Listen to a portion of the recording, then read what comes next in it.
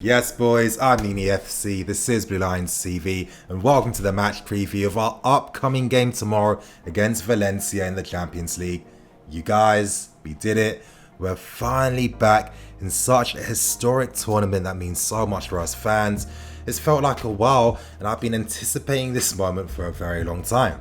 Our first opponents are going to be against Valencia, and with the current turmoil happening at Valencia right now, they could be the best possible opponents to face in our first game of this year's tournament. Lampard understands the importance of European nights, and you can bet your bottom dollar that he's going to instill that mentality in the squad for that game tomorrow night. With a massive game against Liverpool happening at the end of this week, what we all want as fans is a nice and comfortable win against Valencia to get our confidence high for that game this weekend. Tomorrow can't come sooner enough, and in today's match preview, I'm going to break down the press conference, I'm going to talk predicted lineup, and I'm going to talk our opponents and how to beat them from a tactical point of view. Before I do that though, today's video is brought to you by the OneFootball app. And if you download the app right now, you'll be able to use the interactive content on the app where you can vote for your man of the match, you can look for key stats and figures between both opponents, plus so much more. So if you guys want this, you'll find it in the link in the description below. And now we get straight into things, starting with the press conference. Now we move into the press conference, and Lampard spoke about Rudiger, confirming that he has a small groin issue and he's carried it for a few weeks. Lampard also confirmed that Hudson-Odoi, Kante and Reece are fit again, however they need to get match fit, so that's not going to take too long. Now Lampard was asked about Tammy Abraham, the man in form, and Lampard said that he's only ever had belief in Tammy and he's never thought about targets or expectations on the player. And for me, you guys, honestly, this is top class management by Frank Lampard. This is how you develop a young player, by giving him that confidence to express himself and show what he can really do. Now to continue on, you guys, now of course Lampard was asked about what's happening with Valencia right now, and don't worry you guys, later on in this video I'm going to explain everything that's been happening. Lampard obviously was being very diplomatic, as he always is. He said that he doesn't want to speak on the matter until the full details have become announced. Regardless though, the team will be prepared, and he is going to speak to the squad about managing expectation levels for the Champions League. Now Lampard knows just how special European nights are at Stamford Bridge, and that culture needs to be made aware to the current team right now, so they really understand what mentality they need to play with when competing in this tournament. Now Lampard ended things by saying that Emerson still isn't fit, and he confirms that the target is to qualify from the group stage. And on that note, we move on to the second part of the press conference, and here's what Kepa had to say. Kepa spoke about the direct, high energy style the team are playing with right now, really saying that everyone in the squad is enjoying the style of play. He said that the squad can't wait to compete in the UCL game tomorrow night, as it's the first time that a lot of the guys in the team have ever had the opportunity to play in the Champions League. Now, Kepa was also asked about the loss of Hazard and David Luiz. Kepa kept it short and smart and said the focus should be on the current squad, and Kepa ended things by talking about how confident the team is right now. And on that note, you guys, that's the press conference wrapped up. Now we move into the predicted lineup part for today's video, and I'm going to discuss whether we're going to use a 4-2-3-1 or potentially use the 3-4-3 again. Now we move on to the predicted lineup part for today's video, and I have to admit, I still can't decide between whether we're going to use a 3-4-3 or a 4-2-3-1. So for this segment, I'm going to break down the pros and cons for using each system before giving my conclusion on what formation we need to use.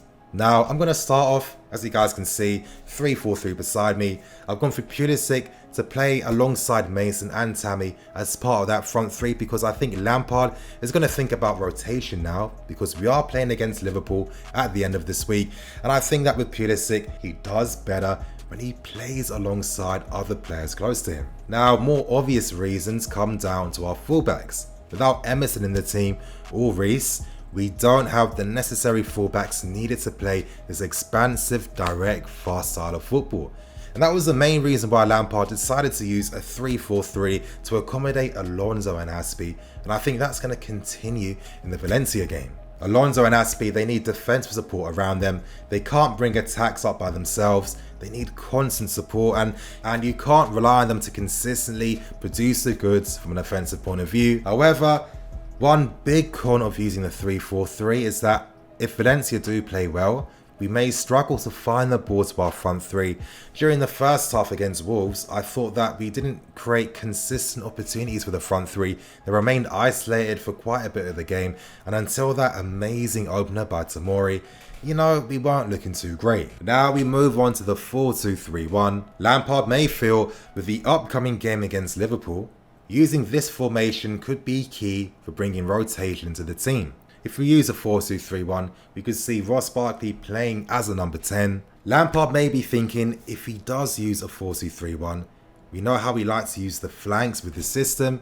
Valencia are a team that like to attack down the flanks, so Lampard might think from a tactical point of view, let's fight fire with fire. Still though, a negative would be the fact that Valencia have pace in behind. They like to attack down the flanks themselves, and we know with Aspi and Alonso, if they're playing in a 4-2-3-1 where they are going to be left by themselves, they are going to be more susceptible to being overloaded down their flanks or getting beaten 1v1. And for these reasons, I think that Lampard may continue to use a 3-4-3, and the big reason for that is because Alonso and Aspi are playing as fullbacks. We just don't have the skill set we need out wide to use a different formation.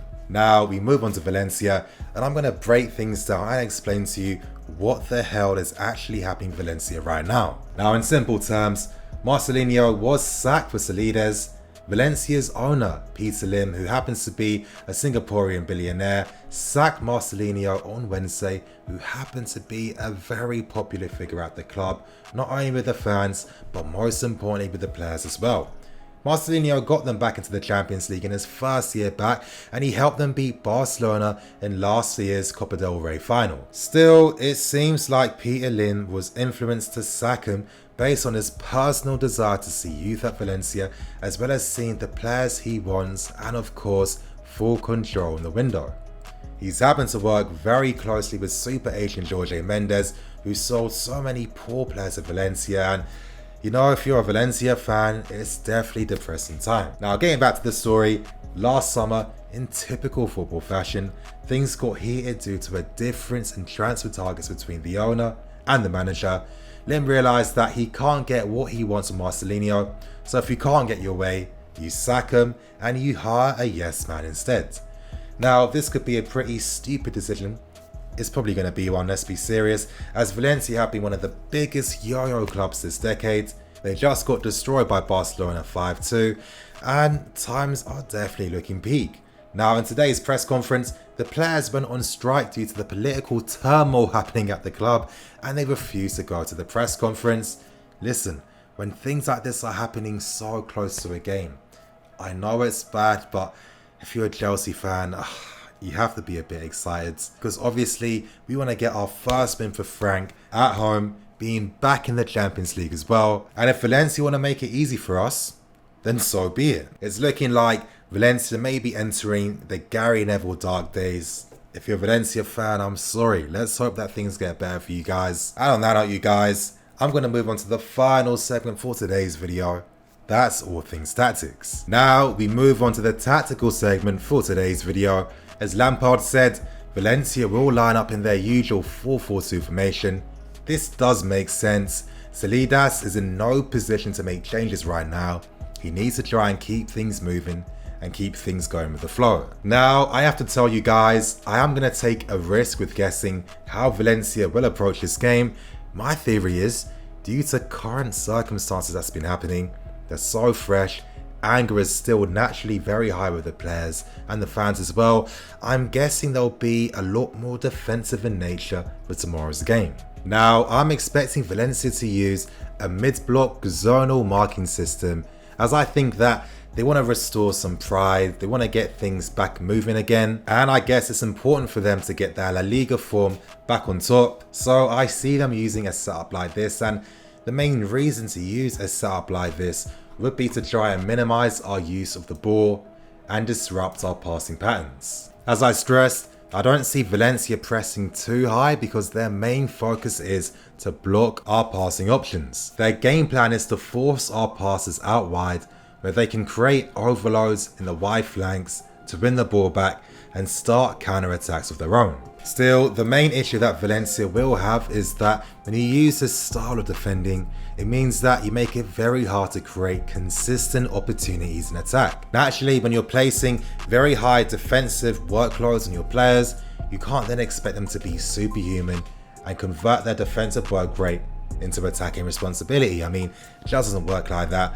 However, with Valencia, they still like to create attacks of their own, and how they like to play is between the lines. Now, I'm always saying between the lines. In modern day football, this area right here has become one of the most important areas to gain that advantage against teams. And Valencia will look to find their players between these areas here, because the use of playing between the lines is to allow runners in behind you.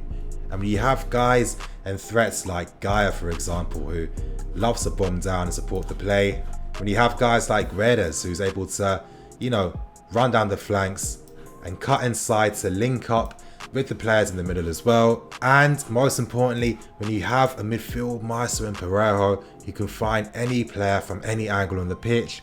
It is going to mean that you do have a goal threat, and it's something we definitely need to be careful of in tomorrow's game. Now, moving on to us and the crucial area of the field where we need to take the advantages.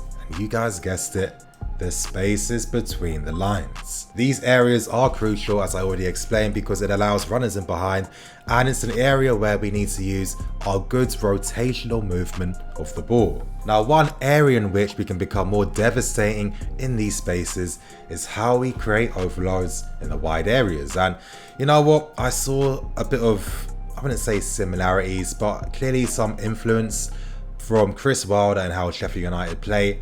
And I'm talking about how Sheffield United like to use their wide centre backs to create those overloads. Now, as you guys saw in that game against Wolves, Tomori was bombing down the left hand side when he could. And obviously, this is how Lampard likes to do things. With Tomori, for example, he'll have the license to push forward if he sees the spaces to exploit. Once he does that, Marcos Alonso will move more infield, tucking inside. And what's so amazing about this is that Alonso then doesn't become exposed by his lack of pace, and it means that we're able to create an overload, obviously by a player running through the spaces. And obviously, it allows us to keep our defensive structure. Now, moving on to the defensive side for tomorrow's game, the added bonus of using a back three is you get better defensive support between the lines. Now, what Lampard did against Wolves, which was really interesting, was how he used Andreas Christensen, and Christensen was allowed to actually break the defensive lines to step into these areas. And you need that when you have a midfield of Cover and Jorginho, because these guys aren't too great at tracking runners in behind or great at spotting danger and closing those spaces down. Christensen did act as a sweeper in that role, and it'll be interesting to see how often Christensen does play as a sweeper throughout this season. Now, you might be thinking, Nini, why is Lampard doing this? Well, the main reason is when you don't have the proper fullbacks, when you don't have N'Golo Kante in midfield to help you defend in these spaces, then naturally you do have to adapt. And that is the great thing about Lampard, because previously, you guys, this would be the main area here which would constantly put our defense under attack. Teams were creating so many overloads out wide, and it was no surprise why Aspie in particular was struggling during this period. Some realities we need to expect as fans for tomorrow's game is how effective are we going to be playing in those wide areas? When the game's going to be focused down the flanks for most of the game, are we going to be good enough to maintain possession and play out from those areas? Time will tell. And the last question to think of is, how effective is our rotational play going to be between the lines? We need to use constant movement in behind. Touches need to be crisp and sharp. We can't be losing easy possession, because if we do, we're only going to give 3 counter-attacks to Valencia. And on that note, you guys, I'm going to wrap things up and keep things moving. One quick plug, if you guys want to get the official third kit, I do have links below in the description below. Thank you for watching. Please like, comment and subscribe. I'm Nini FC, this is Blue Lions TV.